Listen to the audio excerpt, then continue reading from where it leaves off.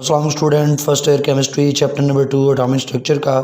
और इस video lecture के अंदर हम सेल्फ चेक जो एक्सरसाइज है 2.1 उसको सीखने जा रहे हैं। उससे पहले कहूँगा चैनल पर नए हैं तो सब्सक्राइब कर लें, वीडियो को लाइक करें फ्रेंड्स और फैलोज के साथ लाजमी शेयर करें। अब आते हैं अपने टॉपिक की तरफ, लेकिन अगर आपके कोई भी क्वेश्चन हो, क्वेरी वगैरह हो तो आपको स्क्रीन के ऊपर व्हाट्सअप नंबर नज़र आ रहा है, इसके ऊपर आप हमसे रब्ता कर सकते हैं। टॉपिक है हमारा एग्जाम्पल जो सेल्फ चेक एक्सरसाइज है 2.1 वो, और उसके अंदर हमने कैलकुलेट करना है एनर्जी को। कौन सी एनर्जी जो हमें चाहिए किस काम के लिए? To remove electron from hydrogen atom. Hydrogen atom में से इलेक्ट्रॉन निकालना है। तो आपको पता है किसी एटम में से इलेक्ट्रॉन निकालने के लिए जो minimum amount of energy required है उसको आयोनाइजेशन एनर्जी कहते हैं। तो बेसिकली आपने आयोनाइजेशन एनर्जी जो है वो डिटरमिन करनी है। हाइड्रोजन एटम आपको पता है 3 फॉर्म में हाइड्रोजन एटम मिलते हैं, प्रोटियम, ड्यूटेरियम और ट्राइटियम। तो जो मोस्ट कॉमन फॉर्म है वो प्रोटियम है। प्रोटियम के न्यूक्लियस के अंदर एक प्रोटॉन होता है, न्यूट्रॉन को नहीं होता, और उसके पहले ऑर्बिट के अंदर शेल के अंदर एक इलेक्ट्रॉन मौजूद है। ये जो उसके ऑर्बिट में शेल के अंदर एक इलेक्ट्रॉन मौजूद है, इसको यहाँ से आपने निकाल के कहीं दूर फेंक देना है, रिमूव करना है, इतना दूर कि वो वापस इस अपने शेल में ना आ सके। दूसरे लफ्ज़ों में आपने उसको इन्फिनिटी के ऊपर पहुँचाना है। तो जो लोअर लेवल होगा, लोअर एनर्जी लेवल, वो तो होगा N1 लोअर एनर्जी लेवल। तो कितना होगा? पहला उसका ऑर्बिट है, शेल नंबर 1 है, उस जिसके अंदर इलेक्ट्रॉन मौजूद है, तो N1 इक्वल टू हो जाएगा 1 N1। और जो हायर एनर्जी लेवल है, हायर एनर्जी लेवल को हम N2 कहते हैं। तो N2 यहाँ पे क्या बनेगा? N2 बनेगा इन्फिनिटी, क्योंकि इलेक्ट्रॉन को हम ऑर्बिट नंबर 1 से ले जाके कहीं दूर इन्फिनिटी तक भेज रहे हैं। तो हायर एनर्जी लेवल बन गया N2 इन्फिनिटी और N1 इक्वल टू इलेक्ट्रॉन। अब अगर हमें पता हो कि इस इलेक्ट्रॉन की इन्फिनिटी के ऊपर कितनी एनर्जी है और ऑर्बिट नंबर 1 के अंदर कितनी एनर्जी मौजूद है, तो दो एनर्जी लेवल का डिफरेंस हम निकाल लें तो हमें पता चल जाएगा इस इलेक्ट्रॉन को यहाँ से निकालने के लिए हमें फिर कितनी एनर्जी चाहिए, कितनी आयोनाइजेशन एनर्जी की ज़रूरत है। तो उसके लिए हमें डिफरेंस ऑफ एनर्जी चाहिए, और हमने ये सीखा है कि आपको डिफरेंस निकालना है। तो डेल्टा ई इक्वल होगा ई फाइनल जो कि इन्फिनिटी की स्टेज के ऊपर मौजूद है, माइनस ई इनिशियल जो कि उसका ऑर्बिट नंबर 1 है। ऑर्बिट नंबर 1 के उसकी जितना उसके ऑर्बिट नंबर 1 में जितनी उसकी एनर्जी है वो ई इनिशियल है। अब ये मैंने आपको ऑलरेडी बता दिया स्टार्ट में कि N1 जो लोअर एनर्जी ऑर्बिट है वो इक्वल टू 1 होगा। क्यों? कि उसका जो अपना ऑर्बिट है जिसके अंदर इलेक्ट्रॉन मौजूद है वो लोअर है, वो 1 है, और वहाँ से वो निकल के दूर जा रहा है, हायर एनर्जी लेवल पे जा रहा है। तो हायर एनर्जी ऑर्बिट पर कौन सा होगा? Infinity, N2 infinity. अब हमने एनर्जी निकालने का फार्मूला सीखा है लास्ट टाइम। एनर्जी जो डेल्टा ई है दैट इज इक्वल टू के into 1 by square of N1 minus 1 by square of N2। तो ये हमारे पास एनर्जी डिफरेंस का फार्मूला है। यहाँ पे हमने के की वैल्यू पुट कर देनी है, N1 की वैल्यू हमें पता है कितनी, वो पुट कर देनी है, N2 की वैल्यू हमें पता है इन्फिनिटी, वो पुट कर देनी है। चले वैल्यूज पुट कर लें, पहले N1 और N2 की वैल्यू पुट करें। N1 कितना है भाई? 1 है, वो पुट हो गया। N2 कितना है? इन्फिनिटी। फिर उनके स्क्वायर भी हैं तो स्क्वायर लें। 1 का स्क्वायर कितना हुआ जी? 1 का स्क्वायर लें तो 1, इन्फिनिटी का स्क्वायर लें तो 0, इन्फिनिटी का स्क्वायर 0 आ गया। अब 1 डिवाइडेड बाई 1 उसमें से आप माइनस 0 निकाल दें, तो 1 में से 0 निकालें तो पीछे कितना कितना बच गया? 1। आपकी जेब में 10 रुपये हो और आपने 1 रुपया खर्च ना किया तो जेब में कितने? 10। तो 1 रुपया है या एक वैल्यू है 1, उसमें से 0 माइनस कर दें, यानी कुछ भी माइनस ना करें, कोई चीज़ कमी नहीं हुई, माइनस 0 करें तो रिजल्ट 0 आएगा। सिंपल सी मैथ है। तो डेल्टा ई इक्वल टू हो जाएगा के इंटू 1। अब आप क्या कर लो कि के की वैल्यू पुट कर दो। तो के की वैल्यू कितनी है? 2.18 इंटू 10 पावर माइनस 18 जॉल। ये के की वैल्यू है, हमने लास्ट टाइम डिराइव किया था इसको।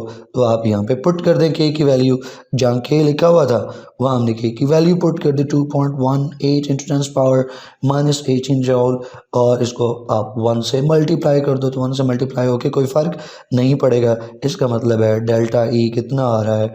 2.18 into 10 power minus 18 joule.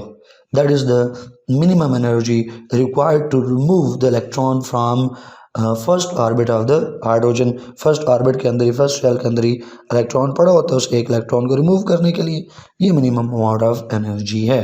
तो ये सेल्फ चेक जो एक्सरसाइज है 2.1 उसका पहला पार्ट था जिसके अंदर हमने ये एनर्जी कैलकुलेट की।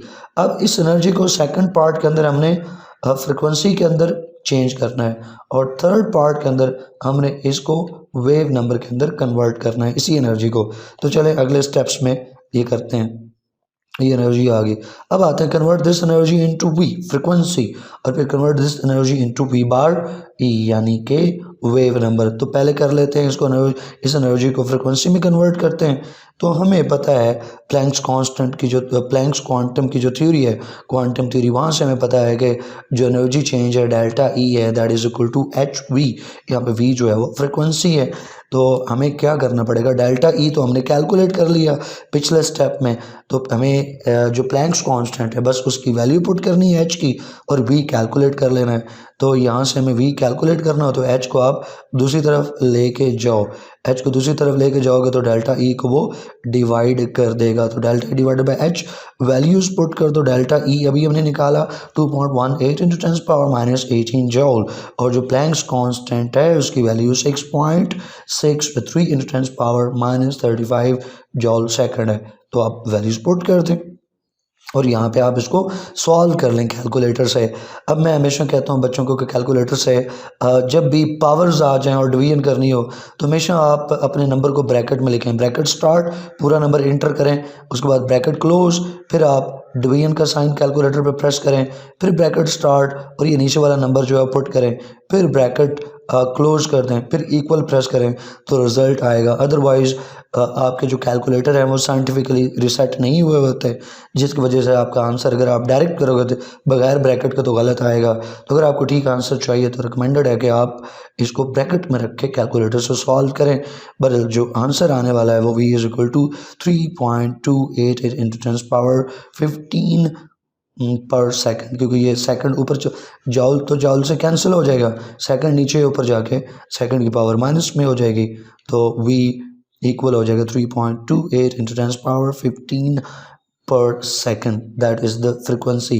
पर सेकंड को साइकिल भी कहते हैं, पर साइकिल भी, इसको पर साइकिल भी कह सकते हो। हर्ट्स का यूनिट भी आप लगा सकते हो, फ्रिक्वेंसी का यूनिट हर्ट्स भी होता है, ये भी आप लिख सकते हो। पर साइकिल भी लिख सकते हो, पर सेकंड भी लिख सकते हो।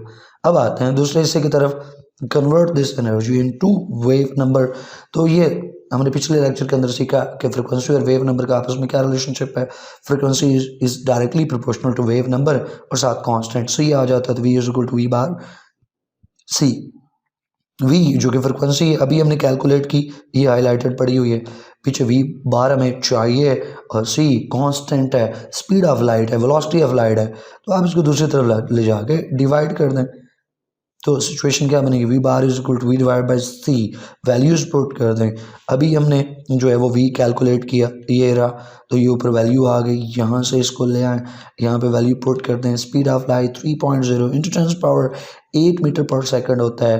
तो अब आप देख लें क्या होगा कि जी सेकंड पर सेकंड से कैंसिल और फिर बाकी ये 8 ऊपर जाके माइनस का 8 हो जाएगा, तो 15 माइनस 8 कर लें, 7 बचेगा और फिर ये 3 को कैंसिल करेगा। तो कैलकुलेटर से जो रिजल्ट आने वाला है वो 1.096 इंटू 10 पावर 7 पर मीटर। ये नीचे मीटर है, ऊपर जाकर ये मीटर माइनस में चला जाएगा, पर मीटर हो जाएगा।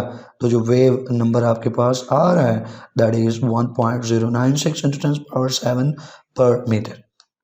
तो आई होप कि ये चीज़ें आपको क्लियर हुई होंगी सेल्फ चेक में। अब आपको किसी तरह का कोई कन्फ्यूजन, कोई प्रॉब्लम नहीं होगा, फिर भी कोई हो तो आप कमेंट सेक्शन में पूछ सकते हैं। आप हमसे व्हाट्सएप नंबर के ऊपर रब्ता कर सकते हैं। अपना ख्याल रखिएगा, इंशाल्लाह नेक्स्ट वीडियो में मुलाकात होगी, तब तक के लिए अल्लाह हाफिज़।